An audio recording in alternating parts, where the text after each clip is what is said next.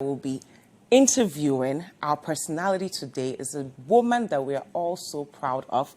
She's been in media for 20 years. She's been at Citi FM for 15 years. She's the founder of Bikers Girl GH, programs manager here at CCTV and Citi FM, host of Traffic Avenue, host of Sister Sister, founder of Transformation with Jess. She wears a lot of hats, but today we really want to get to know her personally. What was life like growing up? Did she even think she would be in media? What has kept her for 20 years? And what's next for her? If you have any questions for Jess, let us know with the hashtag Breakfast Daily. The WhatsApp line is 05505858832. If you're outside Ghana, the country code is +233. Good morning, Jess. Hey, Dziffa. How you doing? Good. I'm okay. I'm super. It's a brand new day. I'm energized. How does it feel to be in an industry for 20 years and still be relevant? Truthfully, it's like I went to bed 20 years ago and woke up today. It's actually gone by pretty fast. You know, it's gone by pretty fast. And I get this question a lot. Like, people say, oh, so don't you get bored? Doesn't the monotony drive you crazy? And my first answer to them is no. Because contrary to what people think, when you work at Citi, you don't just do, say, on air. So it's not always what people see as in the final product, you being on air hosting a show either on radio or TV. But there's a lot that goes on behind the scenes, from events to promotions, etc. And so you're constantly engaged. And before you know it, time is gone. And it's 20 years. It's 20 years. And I was saying this on my radio show a couple of days ago, 2 days ago, I believe, that...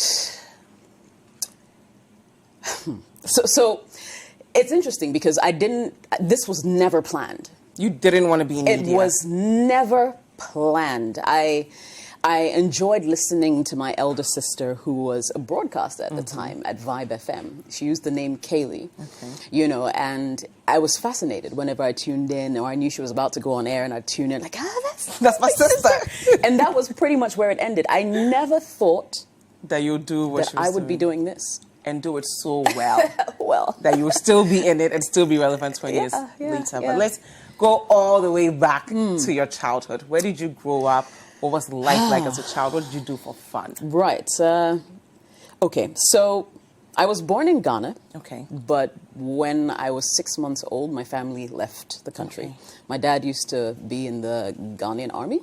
Okay. He was a major. So most of my siblings grew up at the barracks, Burma camp, right? Okay. But as soon as I was born, we left the country. Where did you guys go? He started working with World Vision International, a Christian NGO. And we were posted to Somalia. Wow. I know. I'd lived in Somalia before. And we lived there for about a year or two. Okay. And then we got deported. Why? Something to do with, you know, we're Christians. Yeah. And so there was something that was going on. Muslim yes, it's a predominantly Muslim country. Okay. And from what I hear, from what my dad mentioned, it's like, you know, he used to make them pray every morning before they start the day and that kind of thing. And it didn't go down well with a lot of people, so they basically found ways to get him out. Okay. And so when the time was right, we moved from Somalia to Kenya. Okay. How old were you when you got to Kenya? Oh, I was a baby. I was like probably three. Okay. Yeah. I was probably 3 years old. And so, in Kenya, we lived there for about 2 years as well. Okay. I spent most of my time, my formative years, in a school called Rusinga. And people who, you know, have been to Kenya will know about Rusinga. It's one of like the topmost schools, whilst my siblings went to Green Acres, another very topmost school, like very high up school. And Kenya was amazing. I loved the weather, and I had the opportunity to go back a couple of years ago with my boss, Samens. Did you remember your childhood and the places you visited? Not so much, because I was, you know, pretty young. Yeah. I'm the youngest of my family, so... But then, of course, there were some names that stuck with me. Like, I know we lived in Westlands, so it was good to go back and sort of re-experience that whole thing and just take it all in. It was great living in Kenya. From Kenya, we moved to Senegal. Senegal. Dakar, yes, we lived there for another maybe 2 years. No, I don't speak Wolof. Jessica's like, listen, I was still a child. Yeah, but I spoke French. Okay. Actually, at a point in my life, I could only speak English and French. Wow. Yes, because in no Senegal... tree. No. I learned tree in Ghana. Because I was really curious. What was the difference between Kenya and Senegal for you? It was mostly the weather. Okay. I remember there were many days in Kenya where we were always in pullovers and sweaters because the weather was really nice and cool. Senegal wasn't. It was warm, humid, just like Ghana. Yeah. It has that kind of same temperature thing going on. So yeah, we did Senegal. I went to International School of Dakar, which is almost like an equivalent to GIS here in Ghana. It was an American school. You spoke English then, not French? Yes, Okay. but then after my English class, I would go to a French school before I came home. Wow. So that's the reason I was speaking French. Ask me if I can speak French fluently. Ça va? I would say, oui, ça va. But here's the thing, the interesting thing, and it hurts me now in hindsight. When you don't communicate in a language as frequently, you forget. Yeah. And that's what happened to me. So yes, I can understand, and of course we studied French at school as well, but when we came to Ghana, but when it gets too deep, you lose me, But one thing I know is I still kept the accent. So I could say a few phrases in French and you'd totally believe me. Wow. Like, oh, this girl can speak French. Say a phrase in French that will make us be... Pourquoi tu me regardes comme ça? Qu'est-ce qui se passe? Yeah, c'est la même chose, n'est-ce pas? Oui. So, I get away with stuff like that, and for those who followed me over the years, they'll realize that it's the same thing I say all the time. Because you've mastered that one phrase. Yeah, but it's fun. And actually, I must commend you because I know you're taking French classes at the moment. I'm showing off my It's one French. thing I also want to do and will do at some point. Yeah. You should. So how old were you when you finally came back to Ghana? When we came back to Ghana, I was about 8 years old, I think. Okay. Family moved back. I remember my dad got posted again to the U.S. And he declined. Why? He just wanted to come back home. Home is home. And so, yeah, that was the end of our official family tour of the world. The world. But yeah, so lived in Somalia, Kenya, Senegal, mostly. Then... in between, we visited Europe. Wow. We're in the UK for a bit, etc. But yeah, most of my life has been here. So when you came back, how did you assimilate with the other kids? Because now you've had so many cultures, identity issues, and now you're a Ghanaian. Yeah, that was tough because I couldn't speak Chi at all. I didn't understand it. Yeah. So I remember Nana Ba Namwa used to help me through it. Wow. I went to, she was in nursery with me and she was my first best friend. And I say this everywhere. Wow. And she used to stick up for me when the other kids would try to bully me and that kind of thing. And I had to get used to, when you say something in class, you'll hear people repeating it in the back, like snickering. Making fun of you. Yes, that kind of thing. Did they think you were pretending to I don't not think understand? they thought so. Okay. They just knew I wasn't from Ghana. So, and I played along. But did you have to prove to them that you were Ghanaian, or you didn't really care? No, I didn't really care. Really care. And it didn't help that my teachers at the time would, for instance, draw me to the front of the class and say, maybe pronounce this word. And the word would be B-I-R-D. And they'll say, it's not bed, it's bird. So I'll say bird, and all the kids go, bird. Teacher's pet. That kind of thing. So they used to call me, what was that my headmistress used to call me? Abrofusem, something. Yeah, some funny name like Mrs. Abrofusem. Yeah, and so for most of my time in primary school, I had that name. Wow. It wasn't great, but that's what also made me so determined to learn Chi. Okay. So I remember there were several instances where my mom would have guests at home and they would be speaking Chi and I'll be sitting there just listening. And I'll ask my mom, what does that mean? What does she say? That kind of thing. And over time, I learned how to speak it. How did your mom react to it? You know what I mean? Yeah. Yeah. I speak, I'm proud to say I had an A in Ikuapimchi. Wow. Yes. I can speak. From someone who started speaking at 8 years old. Yes. Wow. Yes. But how did your mom react to you asking questions? Because in most households, they'll just hit you in the mouth. I think because we had a different kind of upbringing, the exposure was there, and she knew for starters, she knew I didn't understand what they were saying. So it was more from a learning maybe perspective than anything else, right? So she never really shooed me away or anything of the sort. Okay. And how important is it for parents to encourage that, curiosity from their children? It is. I mean, because the only way kids learn is via curiosity. They're curious. The reason why, let's say, if they saw this really nice thing, they would cut it up to see what's in it. Or if you bought them a teddy bear, they would chop it up because they want to see if it's real. Like, is there something in there? It's curiosity, and that's how they learn. So I feel that, like, parents need to really encourage children. Like, don't just observe them, because as they observe the world around them, they're learning. And that's the only way they'll make it. What secondary school did you go to? So I went to Akosombo International School. What was that experience like? Yeah, Akosombo was great. I always tell people that my entire 3 years there, the lights went off just once. Wow. So you lived We lived in Akosombo. We were we're powering most of the country. So, I mean, it's to be expected. But it was fun. I was a sports prefect. Okay. In Akosombo International School. Why did you join the sports team? It was my thing. I'm a bit of an athletic person. It's always been my thing. When I was young, I used to play football with the boys in my area. So till today, like on social media, I'll get this random message. We used to play football at Lanquantanai. And I'm like, oh, really?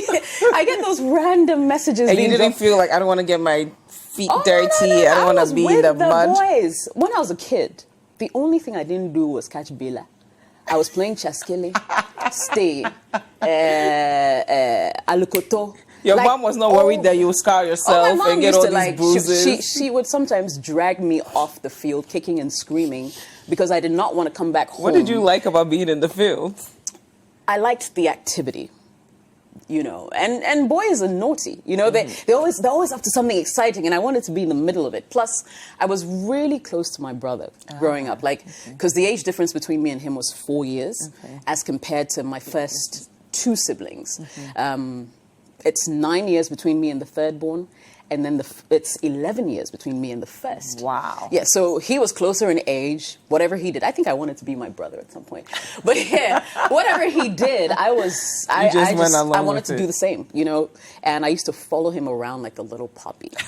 And so I think, basically, if he went out to play football... Did he ever make you do something silly like, go take this thing and let's run away with it?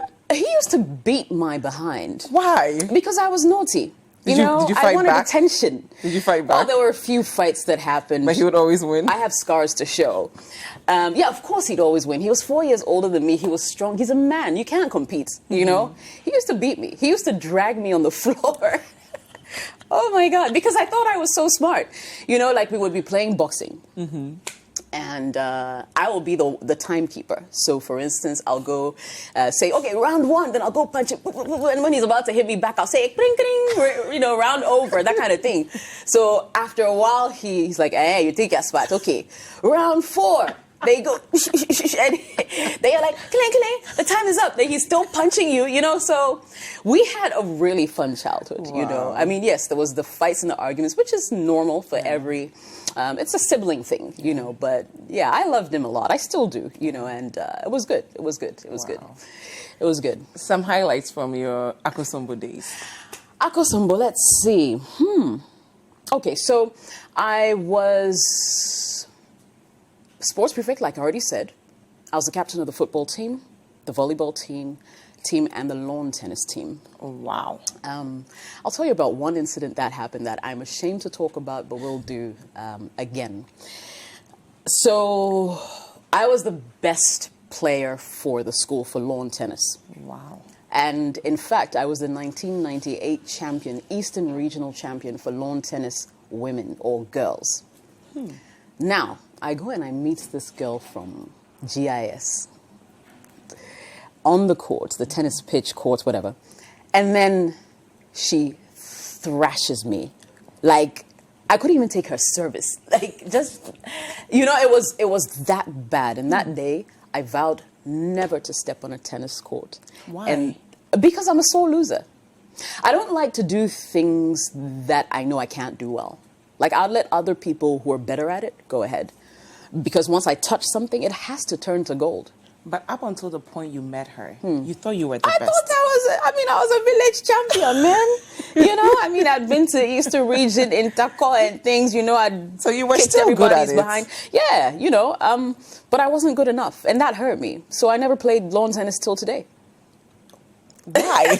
Because, like I said, I'm a sore loser. I don't like losing. Losing hurts, and so that's just been my thing. What did that teach you about yourself? I mean, now I admit, to be successful, you're going to have to fail 1,001 times, And so, I mean, now I know that, for instance, I should have continued. There was no need for me to take this entrenched position. I'm never stepping on a court. There was absolutely no need for that. I could be Serena Williams today. I missed out on a lot of opportunities. So, I mean, now I'm not as bad as I used to be. I don't process things like I did with my childhood mind. And like I said, a lot of the success we see is born out of failure. But how did you process that failure? So you failed at this thing. What were you telling yourself that must have been so strong that it prevented you That I was a from doing loser. it again? You see, and this was the thing. I was the best in the school. People looked up to me. The reason there were other girls on the tennis team, but the reason they chose me was because they thought I would succeed. And I didn't even win like one game. It was that bad. It wasn't even like, 3-2, or it was like 7-1 or something ridiculous like that. And that really broke my spirit. Do you think you were hard on yourself? I might have been. So if you could see that girl right now, Oh, what would I Jessica, say to what her? would you tell her? I'd say, stop being stupid. You could be Serena Williams. Come on, get your butt back on the court, and go practice some more. And what would she say back to you? No, because I was really stubborn. It's a Taurus thing. I can be really stubborn, yeah. Tell us about your university. What school did you go to? So I went to University of Ghana. Okay. What did you study? I did economics and psychology. Went in first year with maths, philosophy, economics and psychology. And as you go ahead, you sort of drop courses. So I dropped maths first. Why? That disappointed my mom, because I was really good in math, actually. In secondary school, the entire time I was there, I took the elective math prize every year. Wow. Maths is my thing. I didn't like reading so much, but the numbers, they just did something to me. So, my mom was disappointed when I dropped that in. Why did you drop it? I don't know. It didn't feel great anymore, I guess, and I wasn't getting that pleasure from looking at the numbers anymore. I thought that was the thing to do. And I think I also listened a lot to people, because everybody would say, hey, what was the lecturer's name? There's a very popular lecturer in Legon. I think Achampong or something was his name. And everyone would say, hey, you did good this morning in class? Really? Hey, you'd be hot. That kind of thing. And most people I knew dropped it as well. So it was the thing to do. Oh, so you're just like, listen. Find the path of least resistance, no? Yeah. So I dropped that first year. Second year, I dropped philosophy. Okay. And then third and final, so I did a double major in economics and psychology. And Bernard was my classmate. Were you guys friends? No. Bernard was that kid who would study ahead of class. When those of us, we would just come in, lectures, and soak in everything the lecturer tells us. Bernard was the guy who, when a lecturer writes him, he'll say, he'll raise his hand. No, sir, this is wrong because of X, Y. And you're wondering, I was this Tuno guy. But you were that kid as a child, pronouncing the words right too. Pretty much. But, so that was Bernard. I encountered him a couple of times, on campus. But only, of course, got to know him properly when we started working together. Did you participate in sports as well? No. So what did you do? What student activities did you participate in? Actually, because I was so active in secondary school, I think I was like, I've been doing this for too long. And in uni, I just relaxed. So I was in the mass choir, University of Ghana mass choir. How did you end up there? Because I sing. I used to sing in church. Okay. I don't think I have the greatest of voices, but my voice isn't bad. At least if I'm on a karaoke machine, you would appreciate it, So yes, I was one of the lead singers of UG Mass Choir Level 100. Wow. And we used to perform at events like Intellect Choir Fest. Wow. It was quite the experience, and that was really the only extracurricular thing I did, just the choir. So you just took university easy? Oh, breezy. very easy.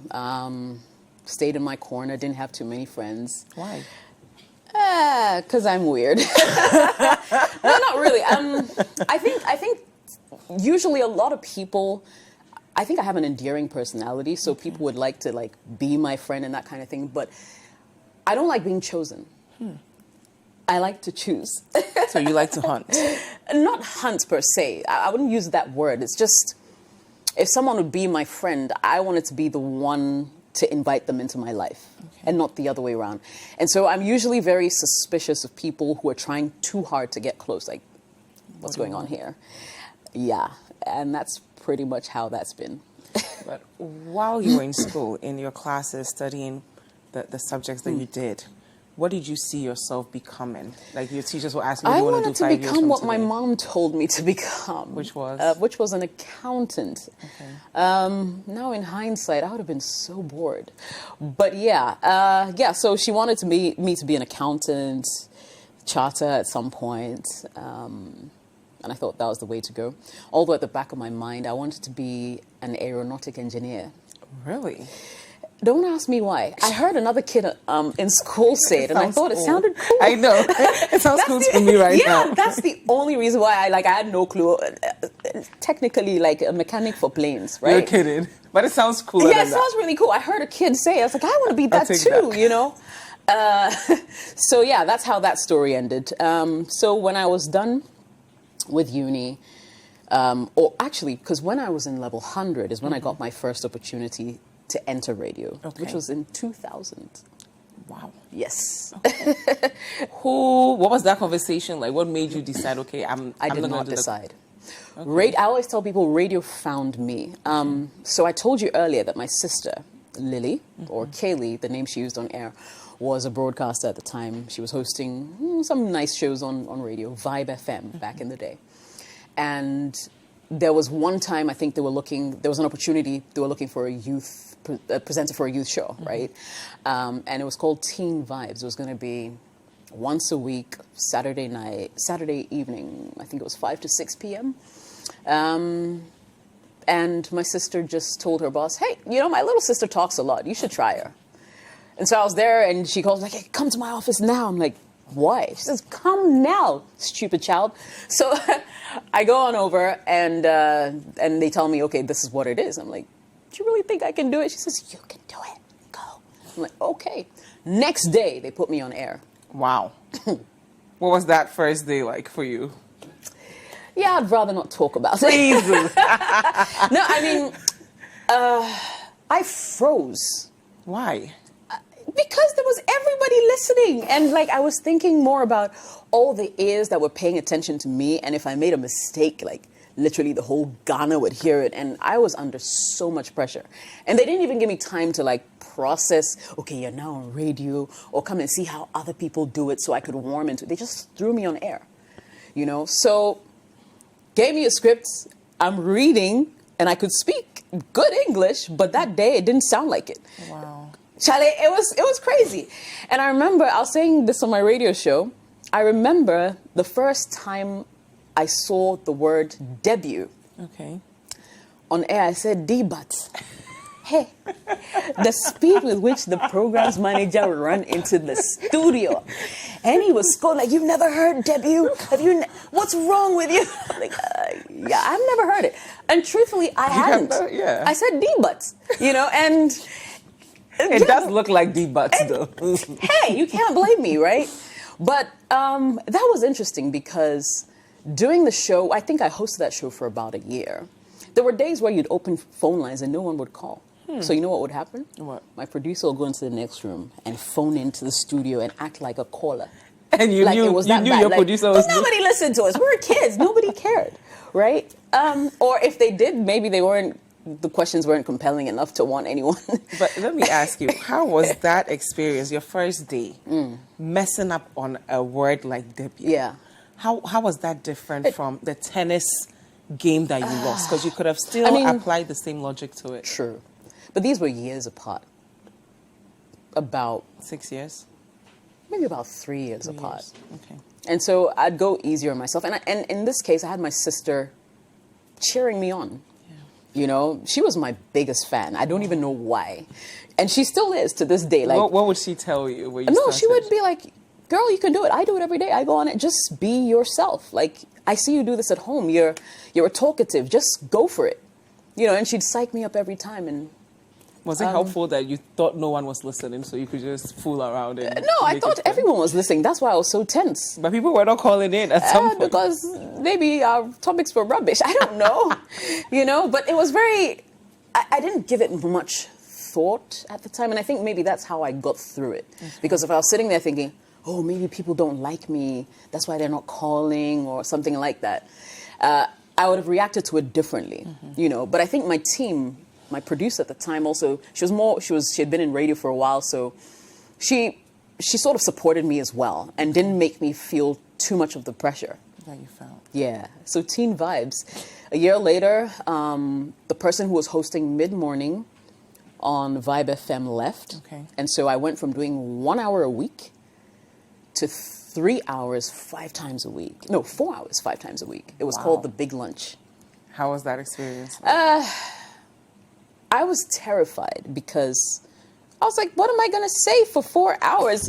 And what am I going to play for 4? And I didn't know too much about music.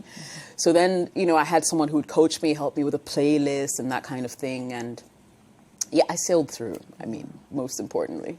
So now 15 years, 20 years in the journey. What was your first day like at Citi? Would I remember? Let's see. So I didn't go straight on air. Okay. Yeah. I was put in the events and promotions department. So, yeah, I was there for a bit, you know, just meeting new people. I was the new chick in town, you know, in the city. So, and sort of trying to figure out what I was going to be doing, because I actually thought that as soon as I came in, I was going to be on air, because I'd prior done radio for 4 years. Okay. But some men's doesn't work like that. You know, he puts you on air when he wants to. Anyway, so, yeah, but I think about a week later, I was told to co-host a show called City Drive, which is actually Traffic Avenue. Okay. Same time, but City Drive with Nyama Dagadu. That was fun. That was fun. Yeah, and I think it warmed me into the whole new experience at Citi. We had some pretty exciting times. There was a segment called Battle of the Sexes, where we would raise questions simple as who's a bigger cheat, men or women? You know, and we would battle it out, get phone calls. Until date, people still ask me about that segment. It was pretty engaging until the day I got mad. Oh yeah, and walked off. I watched that. Yes. I heard that on your and walked off, like walked out of the studio, yeah, because I felt like he had personally attacked me. What did that experience teach you about yourself?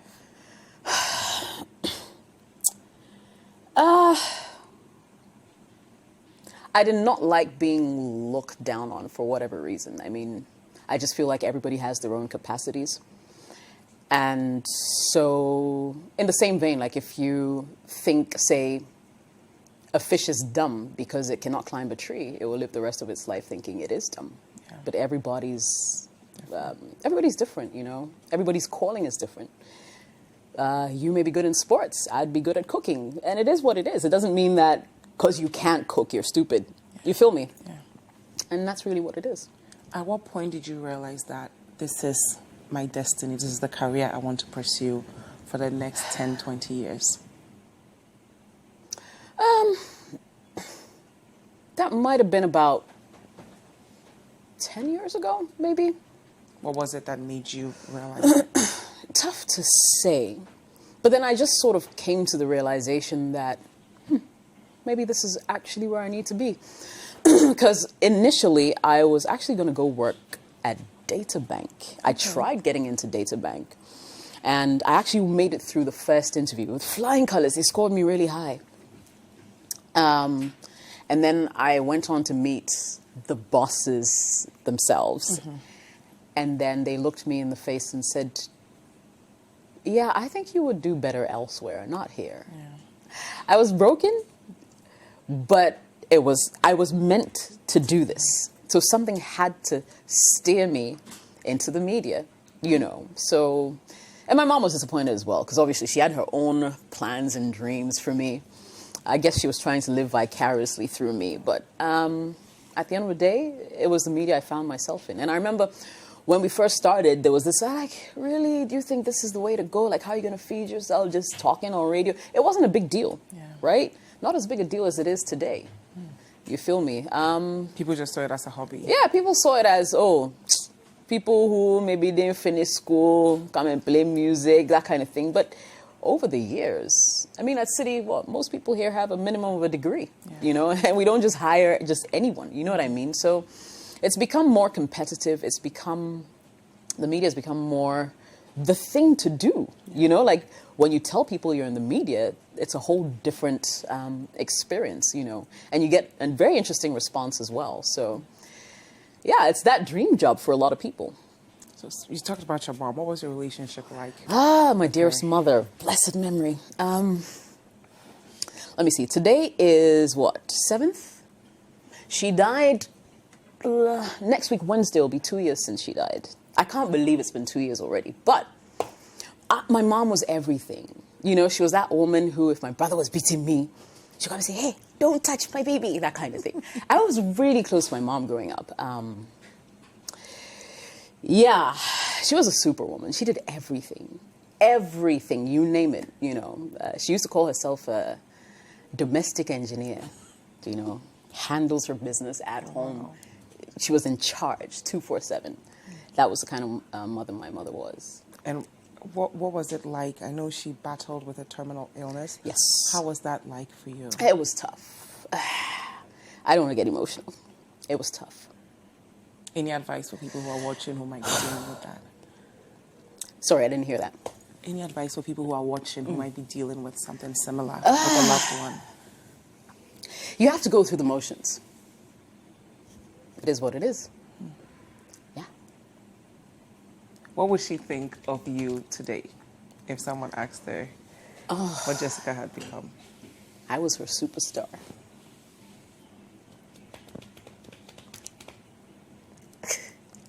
What drives you, Jess? Yeah. I need a moment. Yes, we'll give Jess a moment. But we have questions for Jess, so I'm going to read the questions. I will start with, wow, I'm happy to know Jessica was part of Intellecto. I was told we had a great alumni, and I'm happy to know you are one of the many. Can't stop smiling seeing Jessica Opare-Saforo. You've made my day. CCTV is the best. This is coming from Vicky. Jess, you have truly risen despite the odds. How did you get through it all this 15 years in a supposedly male-dominated field? 20 years, actually. 15 years at Citi, 20 years in totality. Wow, what a surprise. I am loving and recording this interview hands down. Well, Jess, how do we get to see more of you on Citi TV? She's on Sister, so you should watch it. Friday night. Friday night. Aside being on Sister, okay, you said that. We want to see you very often. Love you, Jessica. Ready? Yeah. Okay, Let's go. so someone wants to know how you made it in I'm not a softie, you know that, right? There's nothing wrong with being a softie, though. There's absolutely nothing wrong with being vulnerable. Like, I am the toughest. So, yeah. How have you made it in a male-dominated industry for 20 years?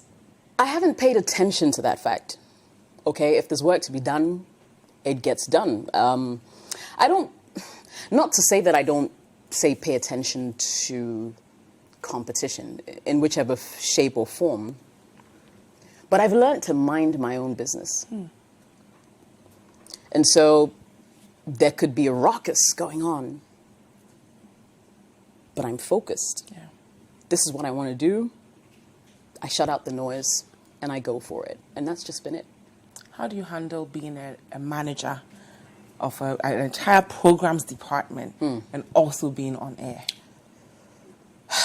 It has its challenges, definitely, because, and you guys witness that all the time, you could be on air, Traffic Avenue, they'll be playing music, and that's your point to catch a break, to catch up with other stuff that's happening on air. There's an event coming up, there's an LPM you need to make sure it looks good enough to go or sounds good enough, that kind of thing. So you're constantly multitasking. And for a lot of people, they feel like the only time maybe you come to work is close to the time you go on air. So say my radio show's on from 2 p.m., so I must come to work like 1. There have been several times where people have asked me, oh, let's say they message me, oh, where are you? I'm like, at my desk. Better hear you read. 15. Like, but why? Your show is at 2. I get that all the time. But I always tell people that my work actually goes radio, the on-air bit's just like, what, 30, 40%? The real work is off-air. You know, when you're managing programs, events, you're planning for, events, and Citi rolls out so many. You can't even catch a breather, and, but I love the challenge. And I feel like that's one of the reasons why I haven't been bored. Because there's always something new. There's always a new challenge. There's your boss is throwing ideas at you. Jess, we need to do this or that. And you're sitting there like, okay, boss, we're doing 5 more. But work has to get done. So there's no time to slack. There is no time to slack. Now, you've succeeded at doing something that a lot of people, including myself, have battled with and still battling with: lose weight. How were you able to do it? Weight loss. So weight loss is a science. I always say that. Or it's fundamentally, it's calories in versus calories out. Okay? So everybody has a certain amount of food that your body needs daily. An average woman wouldn't need more than 2,200 calories, right? And calories are obviously the energy you derive from the food you eat, just to break it down, okay? Now, you start to put on weight. If you're eating more than this 2,000 calorie number, you're not exercising or doing anything to expend that energy that you've eaten. So you're in a calorie surplus every single time. And then you start to gain weight. So depending on your natural stature or physique, some people would gain the weight, say, in their bust area, others in their hips, etc., etc. So to lose weight, it's as simple as this. Create a calorie deficit. Eat less, expend more. And that's the fundamentals. Of course, there are other things that contribute to it, including stress, hormones, sleep. But if you're able to at least get the fundamentals, that's a good start. And that's how I was able to lose 27 kilos in 9 months. Wow. In 2014. And it's something that you have to continue doing. Yes, it doesn't happen overnight. Yes, you have to make it a lifestyle. Okay. A lot of people see my pictures now and they're like, oh, you gained weight. And yes, I have. I actually gained back about 16 kilos, if I'm not mistaken. This happened around the time my mom was ill. It was all emotional. It was all emotional eating. But I know what to do to lose it. And I'm currently working on that because season 2 of Transformation with Jess has got to happen. Yes. I helped 10 people lose over 100 kg in 4 months. Wow. In my first season. And I really feel like there are a lot more people who need that kind of help. And I'm currently working on getting back to that and helping a lot more people to achieve weight loss. Because with weight loss, it's just beyond, it's more than just losing weight. It enhances your confidence. Suddenly you feel, and it's to each his own, but suddenly you just feel like there's nothing I cannot do. And it starts to translate into every other aspect of your life. Let's talk about Biker Girls GH. Biker Girls GH. Biker Girls GH. Okay, so when I lost my mom, and people ask me all the time, like, oh, why are you riding now? What's wrong with you, kind of thing. But when I lost my mom, I needed an outlet. And I realized that riding gave me, it cleared my head completely. Because when you're on a bike, all your senses are alert. You can't afford to be distracted even for a second. That could mean the end of you. And so what I realized was whenever I was riding, my head was clear. I didn't think about anything but what was currently in front of me. And I got used to that feeling. I loved that feeling because it took me away from everything else. I didn't have to think about the pain I was going through. And it was therapeutic. It still is for me. And so I think let me see, 4 months after she passed, I went and started to learn to ride.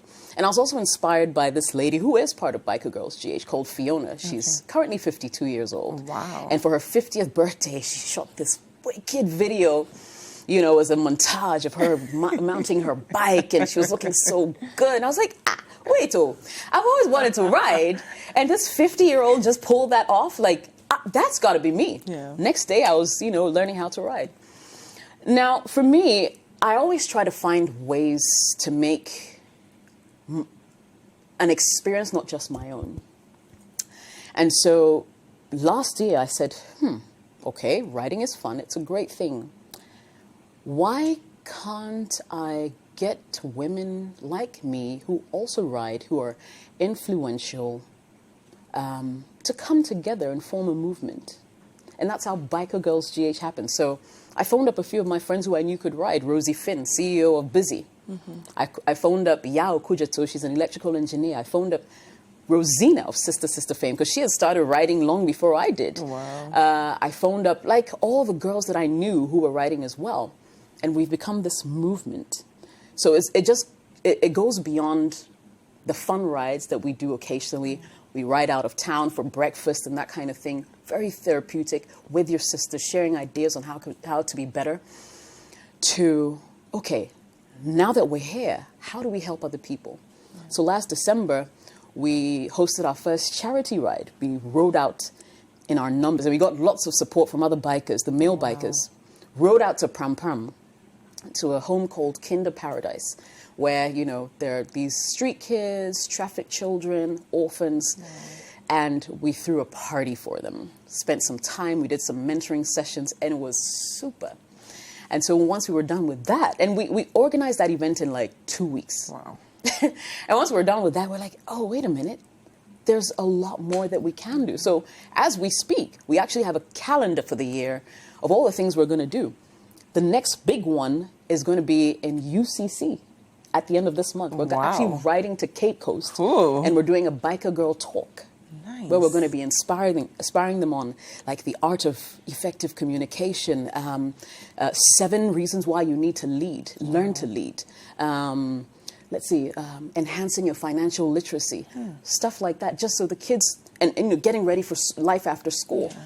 So we're creating this movement everywhere we go. And you see, because we're women, we get so much attention, be it positive or negative. Yeah. I mean, of course, there are those people who, when they see a woman on a bike riding past, and I've heard some of those comments, which is fine. Yeah. I don't expect everyone to do this. Right. But while we have the attention, be it negative or positive, we need to hit hard, make an impact. Into Bikers Girls GH? How do we get to be part of all your activities? So, a couple of things. I mean, you need to be 25 or older. Okay. You need to have your own motorcycle. Okay. You need to have a valid license, because we don't want a situation where something happens to any member of the group and then suddenly, they don't have a valid license, and that looks bad on us. So all the girls in the group, like if you check their licenses, and there are people who drive cars as well, you see AB. Okay. I can show you my license now. I have AB on it. And it's so interesting, because when police stop you and they ask you to produce your license and you do that and they see AB, they look at you again like, Uchi bike. But it's quite empowering. So yeah, 25 years old, must have a valid license. And then you also need to go on about 5 rides with the rest of the team, so they can also experience you. We can see how you ride, because it's not just a fancy thing. Yeah. We also want to use this opportunity to show people how it's done. So I find myself, yes, the proper way. Ride the right way with your full gear. I remember when I wasn't a rider, I used to wonder, why do bikers wear those heavy jackets? Like, I didn't get it. Yeah. And I realized it's for protection, because you're exposed. If, someone just knocks your back tire, you're going down. And so a lot of the gear we wear has like shoulder pads, elbow, all the whole protection, your back. What's the social and media stuff like handle that. for Bikers Girls? So it's Biker Girls GH. Okay, that's it. Across board, Facebook, Instagram, Twitter. Biker Girls GH. Now, Jess, what drives you? A lot of things. Like I said earlier, usually I wouldn't touch something unless I know I can be good in it. Yeah. Right? And so, to a large extent, the fear of failure keeps me going. Wow. I don't know if that's a good thing, but yeah. How do you deal with failure? What's your definition of failure? You've seen how I've dealt with failure What's your over the definition years. of failure? It's just not being able to achieve that set out objective. And your definition of success? What are the things you look to and you're like, okay, I've succeeded I mean, for at me, this. when I'm starting to tick all the things on the box, because I know what the end game should look like, whatever it is. Mm-hmm. And I've put down set objectives for it. So I start to tick off, like, okay, you wanted to learn how to ride, check. You have started outreaches or philanthropy, check. You know, and for me, it's in steps. So once I'm able to achieve, and it's bit by bit, you know, once I'm able to check off all those items as being done, it's cleared. Yeah. So you lost weight, and then you shared it with the world. Yeah. You started biking to heal, and then you shared that journey with the world. Yeah. You're now 20 years in media.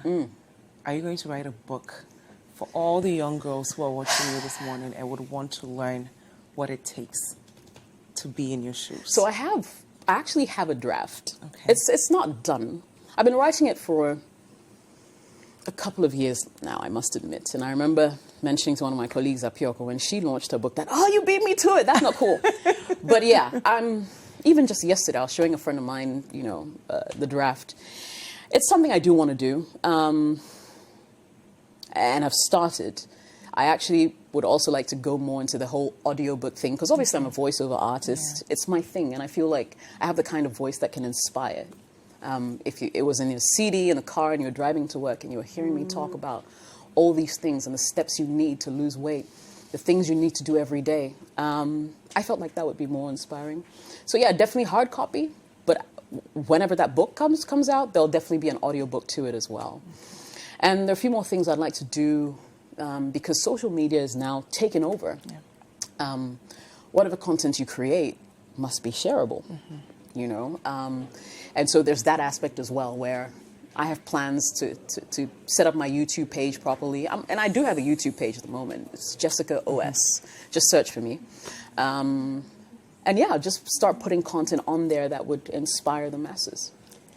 You'll be 40 next year. Nope. Oh, wait. Are we in 20? You're 2020. Yeah, I'll be 40 next year. You're right. What are the things you can look at in the life you've lived and say, I'm proud I was able to do this? And what's the next 40 years, 20 years going to look like for you? Proud. What's the legacy you want to leave behind? I don't know if maybe proud is the word I should use. I'm blessed to be able to wake up every morning and know that there are people out there who would be really disappointed if they don't hear me on air. I'm happy I was able to lose weight, you know, just from a whim. Like, one day I woke up and I didn't want to be overweight anymore. And it was just a button, and I was able to switch.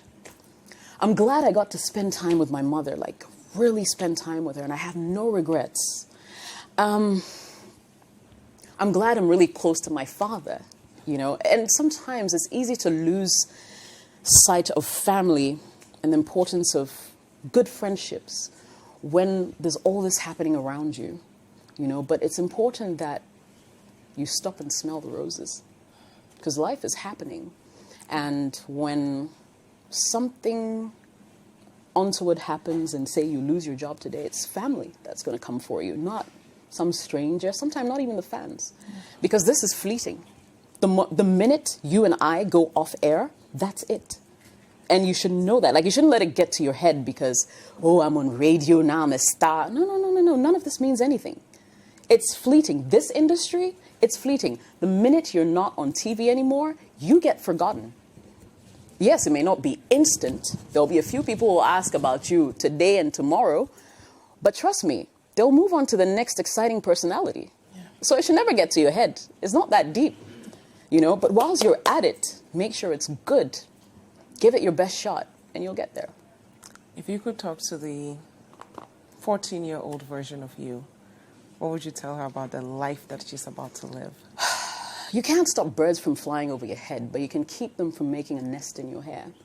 There's a lot of things that people say that will be going on around you that you can't influence, but sort of affect you directly or indirectly. And you can't control those things, but you can control how you react to them. You can control how you see them. You can actually turn around the negative for your good. And so if you have that mindset, you will go places.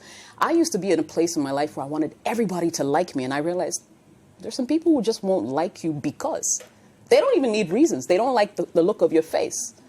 End of story. And what are you going to do? Arrest them? No. Life goes on. So keep pushing.